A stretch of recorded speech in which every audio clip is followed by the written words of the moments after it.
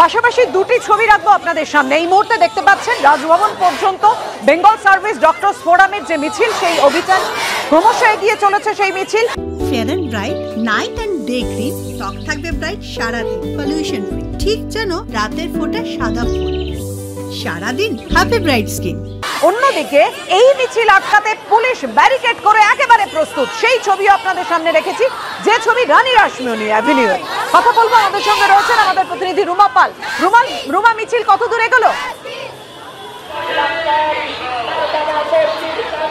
মিছিল পৌঁছে গেছে একদম ধর্মতলা মোড়ে। মিছিলের প্রথম অংশটা একদম মোড়ে পৌঁছে গেছে, আর একটু একটা দূরে পা এগিয়ে গেলে ধর্মতলার মোড়। মিছিলের কিন্তু শেষ অংশটা এখনো অনেকটা দূরে রয়েছে। অবশ্যই এখানে পুলিশের ব্যবস্থা জোরদার করা হয়েছে এবং তাদের বক্তব্য ছিল কিছুক্ষণ আগে যখন কথা বলছিলাম যে 10 জন প্রতিনিধিকে অন্তত যেতে দিতে হবে রাজভবনে, তারা সেরকমটাই বলে রেখেছে। এখন দেখা যায় কতজনকে যেতে দেওয়া হয়। অবশ্যই একদম মিছিল এসে গেছে, মিছিলের প্রথম অংশ একদম এসে পৌঁছে গেছে ধর্মতলা মোড়ে এবং এই ধর্মতলা মোড় থেকে রানী রাসমণি রোড একদম সংলগ্নই রয়েছে এবং সেক্ষেত্রে কিন্তু এই মিছিল একদম তার গন্তব্যস্থলে পৌঁছেছে। এবার মুখ্য গন্তব্যস্থল হচ্ছে রাজভবন।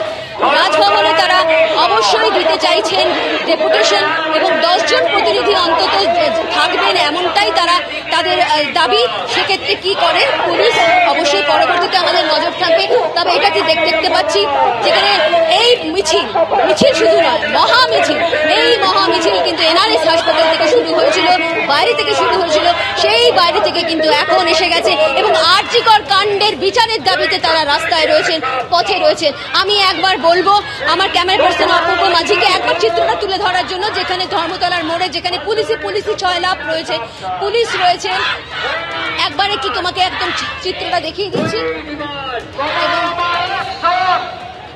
এবং এই অবশ্যই একবার কিন্তু মিছিলটা দেখিয়ে দিচ্ছি। এই মিছিল চলে এসেছে একদম ধর্মতলার মোড়ে এবং অবশ্যই এই মিছিল যখন এসে পৌঁছেছে ধর্মতলার মোড়ে, চারিদিকে যে গাড়ি যানবাহনের ব্যবস্থা সেটা কিন্তু অবশ্যই একটু থেমে গেছে, থমকে গেছে। একদিক দিয়ে বেশ কয়েকদিক দিয়ে কিন্তু থমকে গেছে। আমরা দেখতে পাচ্ছি একদম এই মিছিল একটা বড় আকার ধারণ করেছে। আমরা দেখতে পাচ্ছি এখানে পুলিশেরও কিন্তু ব্যবস্থা জোরদার করা হয়েছে। এগিয়ে যাচ্ছে জাস্টিস ফর আরজিকর। পৌঁছে গেছে মিছিল, পুলিশে ছয়লাভ। রুমা, আমরা সেই ছবি দেখতে পাচ্ছি। একেবারে তার কাছেই রানী রাসমণি অ্যাভিনিউ, পুলিশ ব্যারিকেড তৈরি করে প্রস্তুত।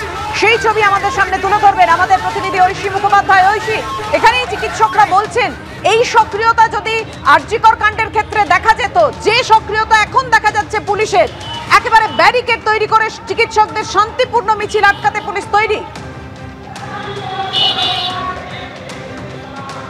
একেবারেই যেমনটা তুমি বললে যে তারা যে দাবিটা করছেন যে 14ই আগস্ট যদি এই পুলিশি ব্যবস্থা থাকতো তাহলে কি সেই ঘটনা ঘটতে পারতো, এই দাবি নিয়ে এবং সরকারের যে ভূমিকা সর্বোপরি আরজিকর কাণ্ডে, সেই প্রশ্ন নিয়ে তো তারা আজকে ডেপুটেশন জমা দিতে যাচ্ছেই। তার আগেই তোমাকে দেখাবো রানী রাসমণি অ্যাভিনিউর এখনকার যে ছবিটা।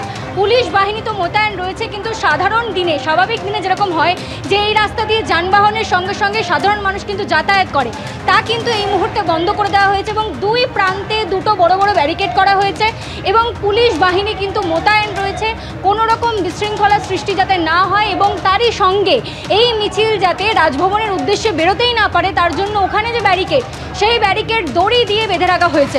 সেখানে পুরুষ এবং মহিলা উভয় পুলিশকর্মী উপস্থিত রয়েছেন এবং এই দিকে এই যে ডরিনা ক্রসিং, যেখানে ধর্মতলা থেকে যখন এই মিছিল এগিয়ে এসে রানী রাসমণি অ্যাভিনিউতে ঢুকবে, সেখানেও কিন্তু দেখতে পাচ্ছ যে ব্যারিকেড এবং পুলিশ বাহিনী উভয় কিন্তু উপস্থিত।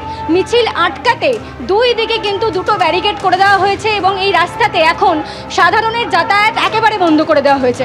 কোনো রকম বাস কিংবা সাধারণ মানুষ এখান দিয়ে যাতায়াত করতে পারবেন না এবং দুই দিকে ব্যারিকেড করে মিছিল যখন এগিয়ে আসবে তাদেরকে আটকানোর জন্য দুই দিক থেকে কিন্তু ব্যবস্থা নেওয়া হচ্ছে। অর্থাৎ এখানে তাদেরকে প্রথম দফা আটকানো হবে এবং দেখতেই পাচ্ছ যে পুলিশের সক্রিয়তা এখন লক্ষ্য করা যাচ্ছে, তারা ব্যারিকেড সরাচ্ছে। এখানে আমাদের এদিকে নজর থাকবে। ঐশী, তুমি আমাদের সঙ্গে থাকো।